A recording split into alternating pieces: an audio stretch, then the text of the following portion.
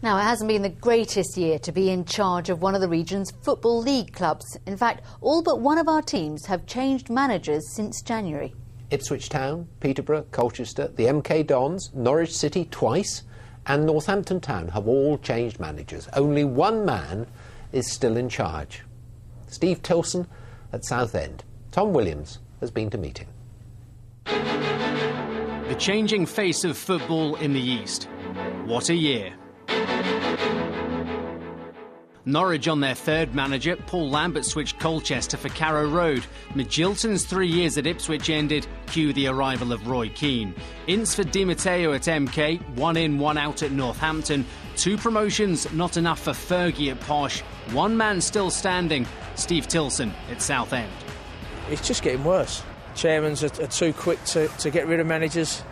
You know, 5 or 6 bad results and all of a sudden you're gone. I think you need to give people the opportunity and give them a little bit of time. Like I say, I keep going back to it, it's a results business, but keep chopping and changing I don't think helps anyone. Back-to-back promotions, 2 major cup finals, all in 6 years at Southend, despite huge financial pressures, making him a hit with the fans.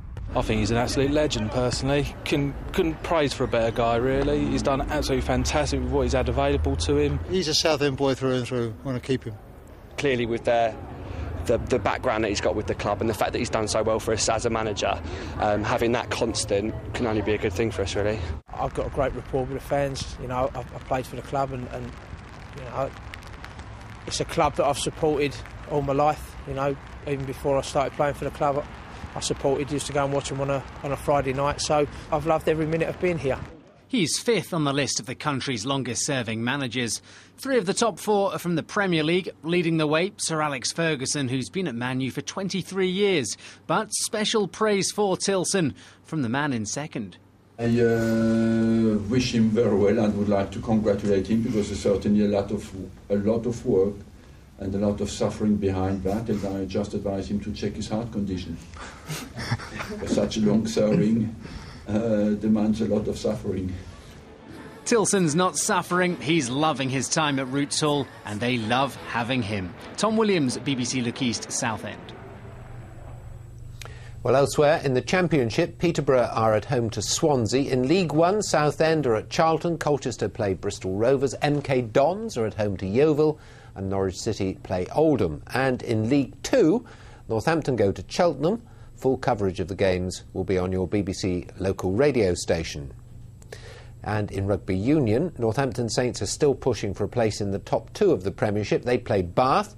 Prop Ewan Murray makes his first start since a neck injury during the Lions tour this summer. This weekend, people from around the region will be trying to dig their way into the record books. The challenge is to plant as many trees as possible in just 1 hour. It's all part of a BBC campaign to encourage us to do one thing for nature. Chrissy Reedy has been to Hertfordshire to see how the preparations are going. We've got 4 hectare plots along the hedge up there and then 6 behind us up here, so that makes the 10 plots ready for tomorrow.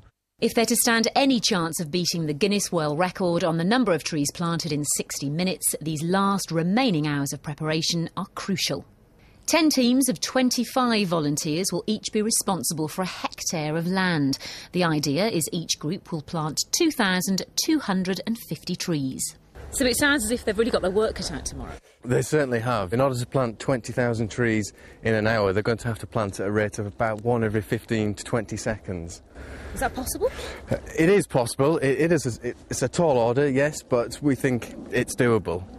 All the trees being planted tomorrow are native broadleaf, so we've got oak, ash, beech and hornbeam. And it's incredible to think that just 12 to 15 years from now, this entire area will be a woodland. To mark National Tree Week, the Trust hope by encouraging people to get planting, tomorrow's event should leave a lasting legacy. The UK is one of the least wooded countries in Europe, with about a 12% woodland cover, with an average in Europe of 44%. So you can see we really need to change that, and that's one of the things that we're going to do tomorrow. And we're going to try and plant over 20,000 trees. 10 hectares of woodland will be planted in an hour, hopefully.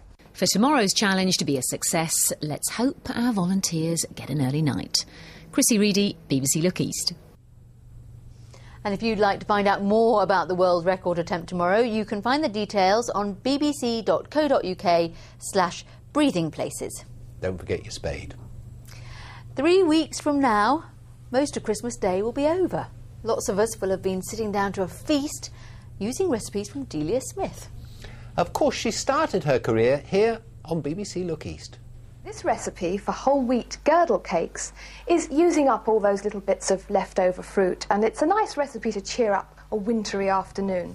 Well, that was more than 30 years ago. She hasn't changed a bit. And although lots of things have changed, Delia Smith keeps on cooking with a Christmas special on the BBC earlier this week.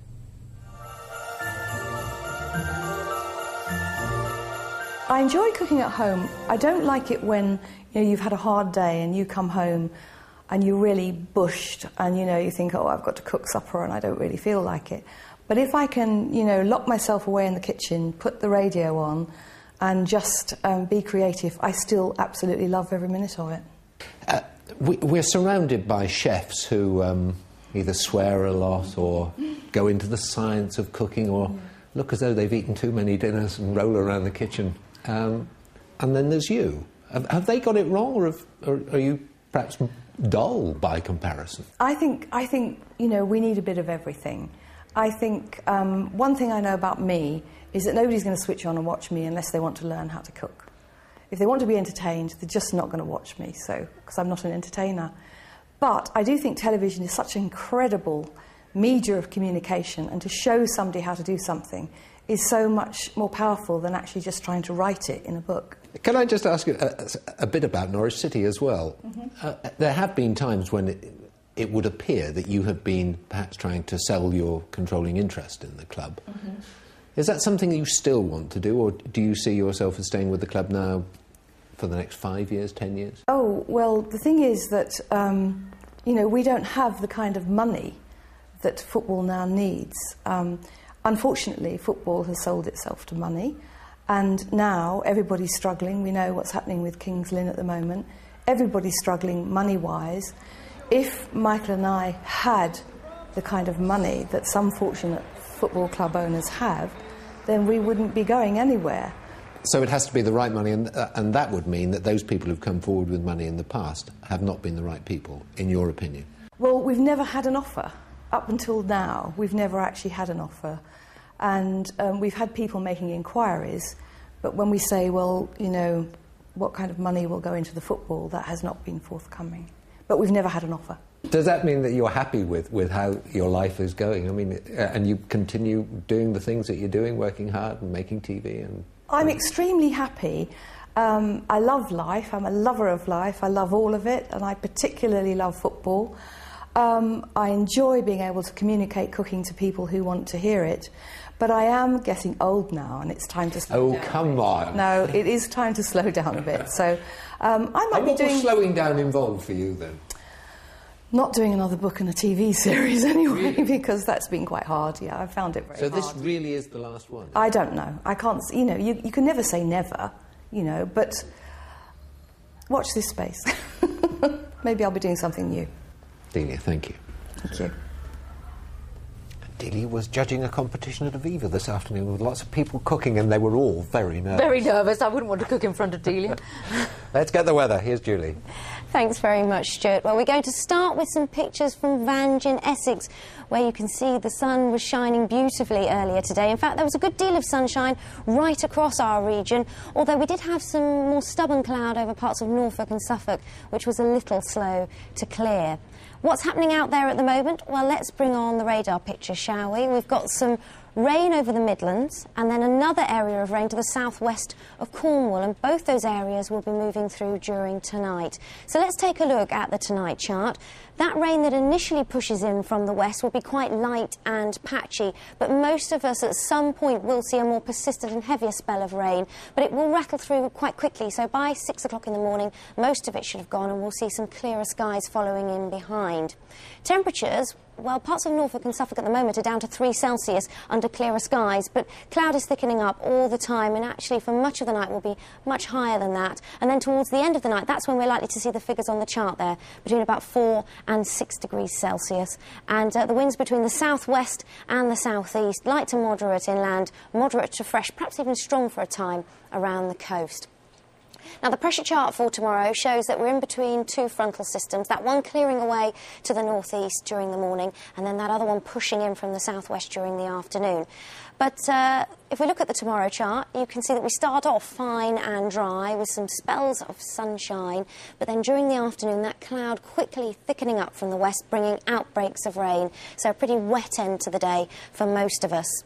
Temperatures, well, they'll be around 9 or 10 Celsius, which really is on the mild side for the time of year. 10 is 50 Fahrenheit. But in those blustery southwesterly winds, it will feel a lot cooler.